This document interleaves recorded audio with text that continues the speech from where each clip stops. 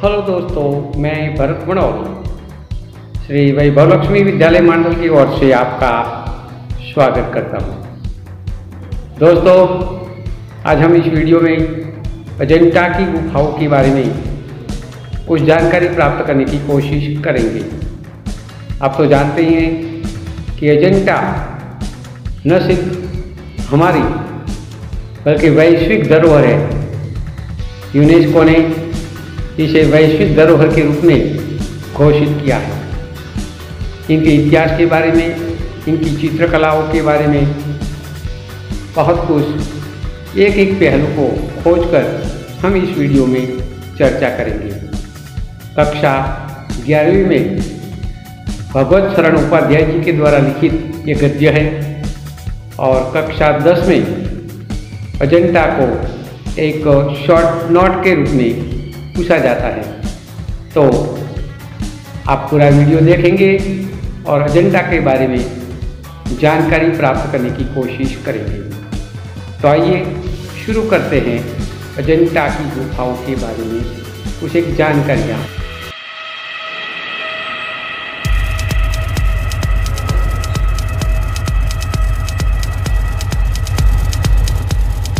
प्रकरण नंबर 10, अजंता, जिनके लेखक है भगवत शरण उपाध्याय। आइए देखते हैं लेखक परिचय। भगवत शरण उपाध्याय का जन्म 1910 ईस्वी सन को उजियापुर जिला बलिया उत्तर प्रदेश में हुआ और इनका निधन 12 अगस्त 1982 में हुआ था। उपाध्याय जी ने संस्कृत, हिंदी साहित्य, इतिहास, संस्कृति एवं पुरातत्व का गहन अध्ययन किया।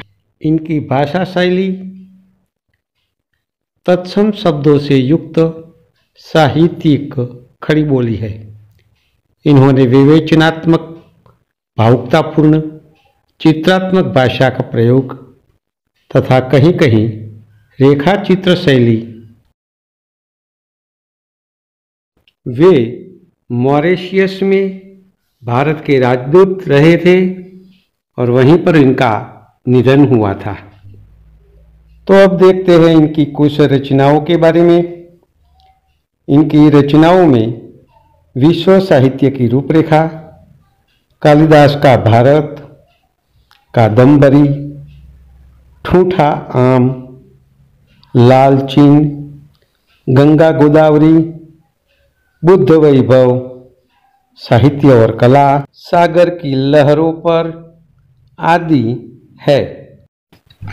इंसान ने अपनी खूबियों को सदियों बाद आने वाली पीढ़ियों तक पहुंचाने के लिए कितने ही उपाय किए, जिनमें से पहाड़ काटना भी एक रहा है। हमारे देश में 2500 साल पहले से पहाड़ काटकर मंदिर बनाने की परंपरा चली, जिनमें सबसे प्राचीन गुफा अजंता की है। महाराष्ट्र से 60 किलोमीटर पर मुंबई एवं हैदराबाद के बीच सह्याद्री पर्वत श्रृंखला में अजंता गांव से थोड़ी दूर सांप सी लौटती बाघुर नदी के पास अजंता की गुफाएं स्थित है। आमतौर पे हम अजंता और एलोरा को एक ही समझते हैं, लेकिन छात्रों दोनों अलग अलग हैं। ये दोनों के बीच 100 किलोमीटर की दूरी है। अजंता औरंगाबाद से 60 किलोमीटर की दूरी पर है और एलोरा औरंगाबाद से 17 किलोमीटर की दूरी पर है। अजंता में भगवान बुद्ध संबंधी चित्र हैं। और एलोरा में बौद्ध, हिंदू, जैन धर्म के शिल्पों के नमूने हैं। एलोरा में कैलाश मंदिर, दशावतार की गुफाएं हैं और अजंता में चैतन्य गुफा एवं विहार गुफा है। निर्माण कैसे किया? सबसे पहले पहाड़ काटकर इसे खोखला बना दिया गया। इसके बाद इसमें भवनों और महलों का निर्माण किया गया। भीतर की दीवारें और सतह रगड़कर चिकनी कर दी गई।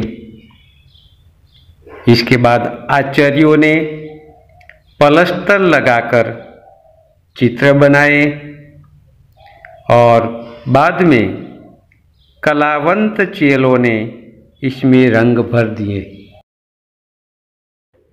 तो आइए अब देखते हैं अजंता की चित्रकला के विषय।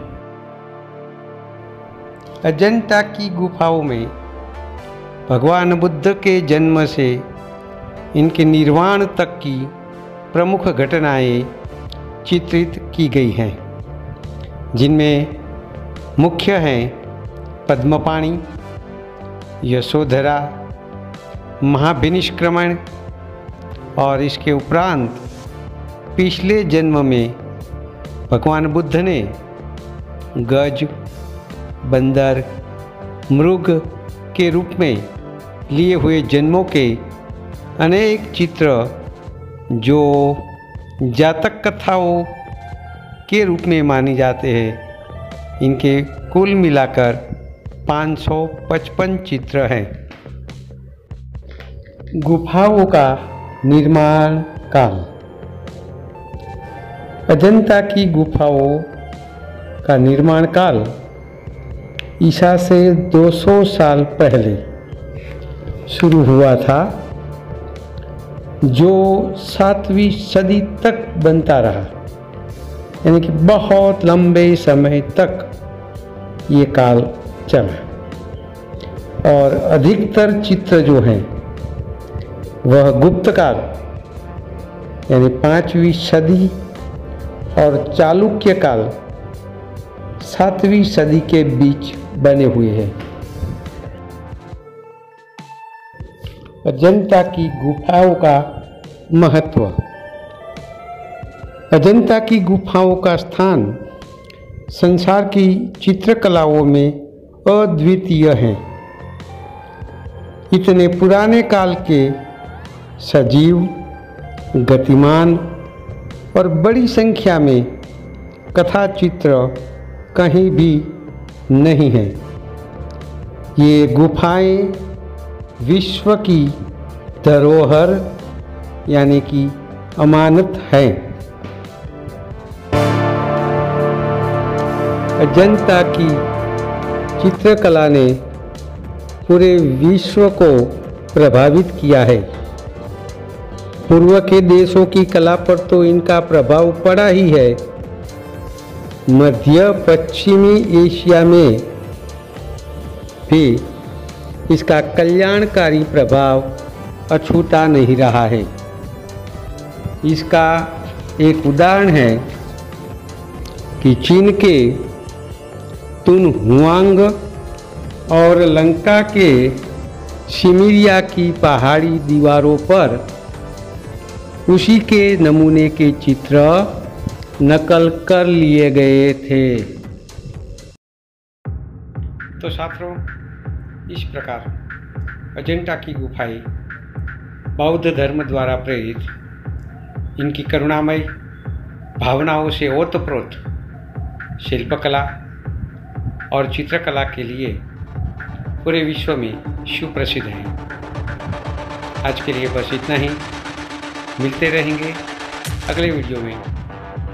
भरत कनु भाई बड़ौल, श्री वैभव लक्ष्मी विद्यालय, मांडा।